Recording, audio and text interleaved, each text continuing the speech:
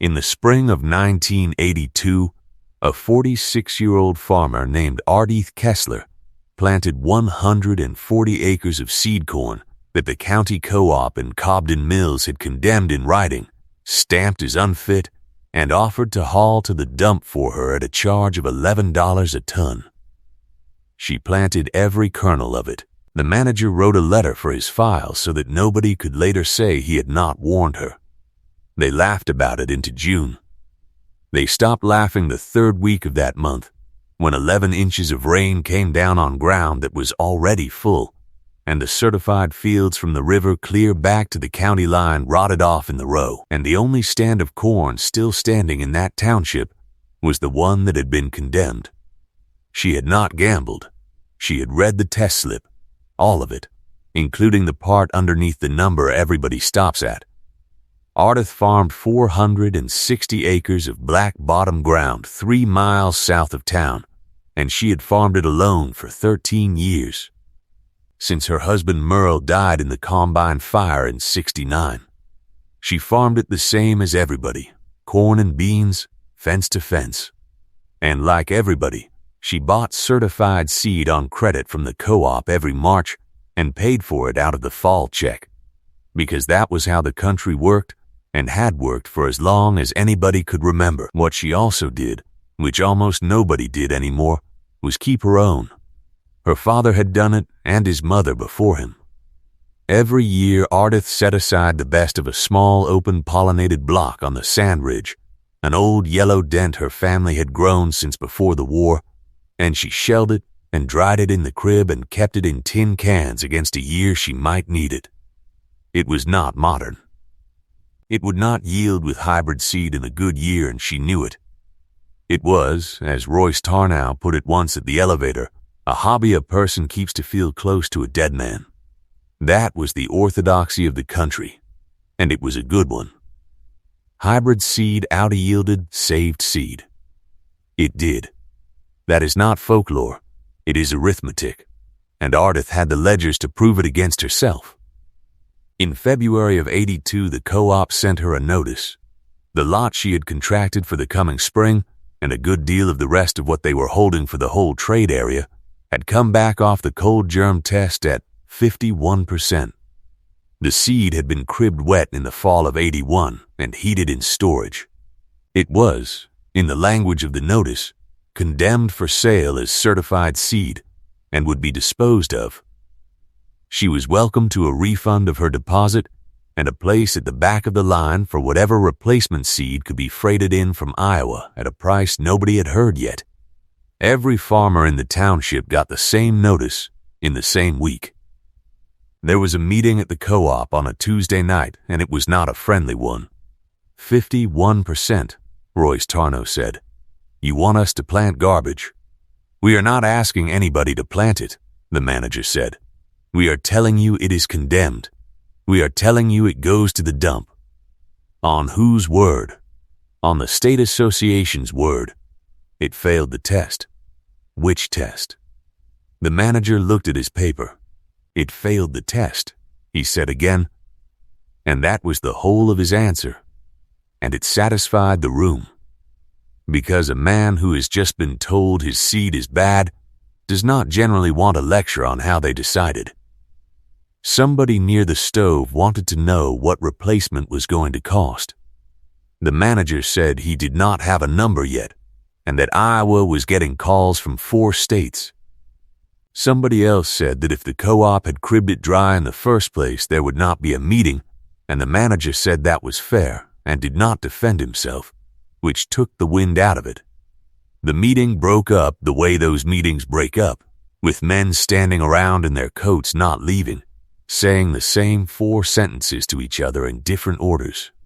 Ardith sat in the back with the notice folded in her lap and listened to the whole thing, and then she went up afterward, when the room had cleared, and asked to see the actual test slips. The manager did not want to. He said the slips were the association's business. She said the seed was hers and she had paid a deposit on it. He said it had been condemned. She said she understood that and would still like to see the paper. She waited. He got them. Here is what she read, and what nobody in that room had asked for. The warm germ test on the condemned lot was 93%. 93. That is the standard test, the one that says how many kernels sprout in ideal warm conditions, and 93 is a good number, better than good. It was the cold germ test that came in at 51. The test where they put the seed in cold, wet soil at about 50 degrees and see how many still come up. Cold germ is the test that tells you what a seed will do if you plant into a cold, wet spring. The lot was not dead. It was weak in the cold. And the second thing she read, on the sheet underneath, was the seedling vigor note. The seedlings that did come up in the cold germ trial were rated normal, not abnormal. There was no disease finding. The heat in the crib had knocked the seed's ability to start in cold mud. It had not made it sick. Ardith Kessler took that home and sat with it under the lamp in the front room as she sat with everything. And she did the arithmetic 4 times, and it kept coming out the same.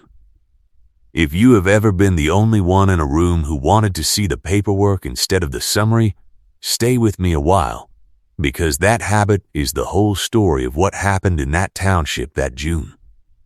She bought the condemned lot, all of it that was contracted to her, at salvage, which came to $2.40 a bag against the 11 she had contracted at, because the co-op's alternative was paying to haul it off. The manager wrote his letter for the file. He was not being cruel. He was covering himself, and any man in his job would have done it. Then she did the 2 things that made it work, and neither one of them was luck. The first was that she waited. Cold germ is a test about cold, wet soil, so she did not plant into cold, wet soil. Every other farm in the township went to the field in the middle of April, because that is when you plant corn in that country, and everybody knows it. Ardith sat on her hands with the planter greased in the shed and the neighbors driving past, and she went in on the 11th of May into soil she had a thermometer in at 62 degrees and rising. Waiting is the part nobody talks about, and it is harder than any work she did that year. Corn planting in a farm township is not a private decision. It is a public event that lasts about 10 days, and everybody can see everybody, and the sound of it carries for miles in flat country. She stood in her own lane on the 22nd of April and listened to 4 planters running inside a 2-mile circle and did not start hers. Delma Wirtz called that night to make sure she was not sick. Her own hired man, a boy of 19 who came Saturdays, asked her twice in one morning whether the planter was down and offered to look at it. The thermometer was a dime store soil thermometer with a brass stem that she pushed into the ground at 2 inches, in 4 places, at 7 in the morning, and wrote down. She had the numbers in the ledger. 48 degrees on the 18th of April, 51 on the 24th, 53, and then a cold rain, and back to 49 on the 2nd of May. Every one of those mornings her seed sat in the shed, and every one of her neighbor's seed sat in ground colder than the test that had condemned hers. That is the thing she understood that they did not, and it was not cleverness. It was that she had read what the test actually measured, and having read it, she could not unknow it. They were all about to plant into exactly the conditions the seed had failed. The second was that she planted it heavy. 51% cold germ is a number you can farm around if you are willing to do arithmetic instead of taking offense. She ran the population up by better than half again, close to 31,000 seed to the acre where the country planted 20, and she accepted that she was throwing seed away, because at $2.40 a bag she could afford to throw seed away and still be under what her neighbors paid for their replacement. And up on the ridge, on the 40 acres that always burned first in a dry August, she planted her father's old yellow dent. The whole 40. That was not arithmetic. She could not have told you exactly why she did it, then or later, except that the tin cans were full and it seemed like the year for it. Those cans deserve their own minute. They were lard tins, 11 of them, on a plank shelf in the crib, and the newest of them had been filled the previous October, and the oldest in 1958. Her father had started the shelf during the war and had a rule about it that he never wrote down, and never once broke, "You take the seed off the middle of the ridge, never the ends. And you take it from the ears that finished, not the ears that were biggest." Ardith had helped him do it as a girl with a coffee can between her knees and had gone on doing it after he died because stopping would have felt like a decision, and she had never made the decision. Everyone in the family had understood it as sentiment. Her own daughter, grown and gone to Rockford by then, called it Grandpa's Museum. And it was sentiment. Mostly, it was also that spring 40 acres of seed that no committee anywhere had condemned, because no committee anywhere had ever been asked about it. Royce Tarnow drove past on the blacktop the day she was on the ridge with the old seed, and he slowed down without quite stopping. "You are planting the hobby corn," he called. "I am. On 40 acres. On 40 acres." He sat there with his arm on the door. "Ardith, there is replacement seed in Iowa. I will haul it for you myself. I will not even charge you the fuel. I know you would," she said, and she meant it, because he would have. "I have got seed. You have got trash and a dead man's corn. I have got a warm germ of 93, she said, and a thermometer." He did not know what to do with that, so he drove on. It went hard for 5 weeks. The condemned corn came up slow, and it came up ragged, and there were gaps in the row you could see from the road, and everybody could see them, because that is the nature of a road. Halbert Sisson from the extension office came out in the last week of May, walked 200 feet of row, counted stand, and told her plainly that she was looking at a replant, and that she had until about the 10th of June to make that decision before it was made for her. "What is my stand?" she said. 22,000 and change. It is thin, and it is uneven. 22 is a crop. 22 out of 31 is a disaster, Halbert said, and it is uneven, which is worse. "I am telling you what I would tell my brother." She thanked him for coming, and she wrote the stand count in the ledger, in pencil, in the column her father had headed, and she did not replant. Then it rained. It began on the 17th of June and it did not stop for 9 days. 11 inches on ground already full. It did not look like a disaster while it was happening. That is the part people who did not farm never understand. It looked like weather.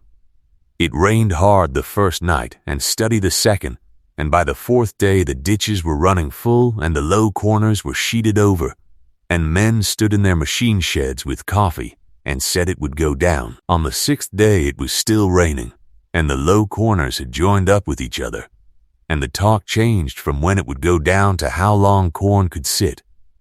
In that country, the corn was at about 6 leaves. 6-leaf corn has its growing point still at or below the soil surface, and when that point sits under water in warm weather, it suffocates in something like 48 to 72 hours. And it does it without any drama at all. There is no wilting to watch. The plant simply stops, and a week later the whorl pulls out of the stalk in your hand with a smell to it. And that is a field you have lost. The certified fields of Cobden Mills Township, planted in the middle of April into cold mud and up thick and even and beautiful, went down in the row. Ardith's did not. Her corn had gone in on the 11th of May into warm soil, and it was a full growth stage behind, root system deeper in proportion, the whole field a little later and a little tougher, and it was planted at a population thin enough by accident that the rows dried out faster than the thick ones. The gaps that had shamed her in May were what let the wind through in June. She lost the bottom 18 acres, which flooded outright and could not have been saved by anything, and she walked those 18 acres on the 28th of June in her boots, with the water still shin-deep in places, and pulled a horn and smelled it and knew. The rest stood. She did not know it was going to be the only corn in the township. Nobody knows a thing like that from inside their own field. What she knew on the 28th of June was that she had lost 18 acres, and that the remainder looked poor and ragged and about 2 weeks behind, and she came in that evening and wrote the loss in the ledger and sat at the table a long while, because a field of condemned seed and 40 acres of a dead man's corn is not a position anybody wants to be defending in July. There was a night that July, with the corn about knee-high and still ragged and the whole county quietly certain of what it was looking at.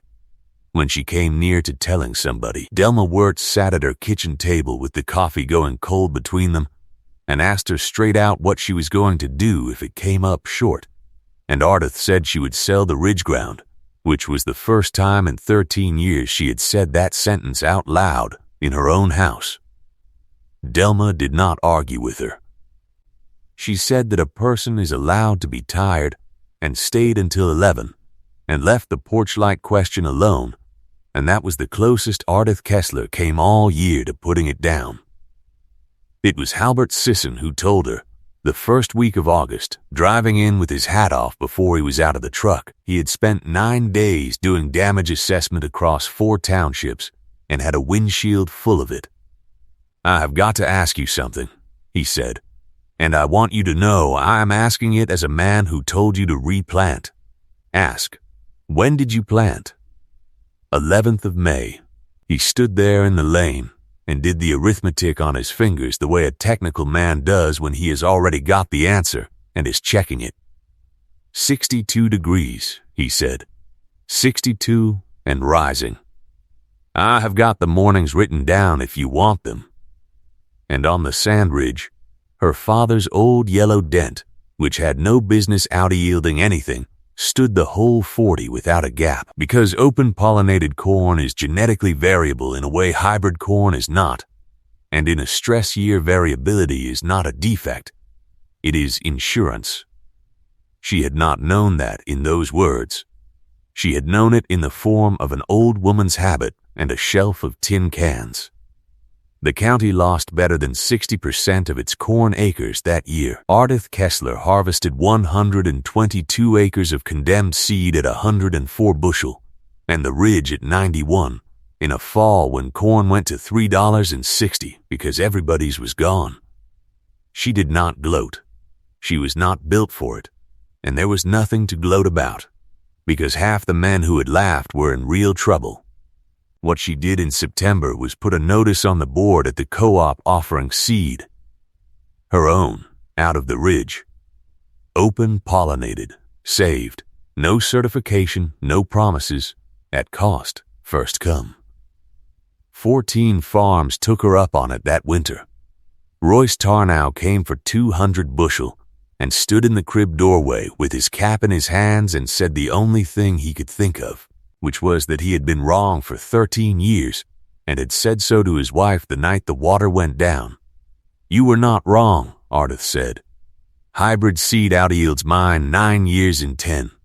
You were right 9 years in 10. That is a good record. It is the 10th year that takes the farm." "It is," she agreed. "That is why my father kept the cans." The Extension Service put a note about it in the district bulletin the next spring, and there is a paragraph in a land grant publication out of that decade about farmer-saved open-pollinated populations as a hedge in stress years that does not name anybody, and Halbert Sisson always said afterward that he had given her the right advice and was glad she had not taken it, which is about as close to grace as a technical man gets. She kept farming another 19 years. She never got rich off it, and she never sold seed for a profit, and the cans stayed on the shelf in the crib, refilled every fall. That is the whole of it. A co-op stamped a lot of seed unfit and offered to haul it to the dump, and a woman read the page underneath the number, planted it 3 weeks late and half again too thick, and brought in the only corn in the township. The seed was never trash. It was seed that could not start in cold mud. in the hands of everybody who is going to plant it into cold mud. If you have ever been handed a summary when you asked for the paperwork, or been told a thing was worthless by somebody who never turned the page over, put a word below and tell me where you are listening from tonight. And if this has been decent company, stay a while, because there are more of these, one in every county. So here is what I will leave you with. If the co-op had put it in writing that your seed was unfit, and the extension man had walked your rows and told you plainly to replant, and every neighbor you had was standing in a field of thick, even corn while yours came up ragged, would you have hauled it to the dump like a sensible person, or would you have asked to see the test slip? Rest easy. It is quiet out on the bottoms tonight, and the cans on the crib shelf are full.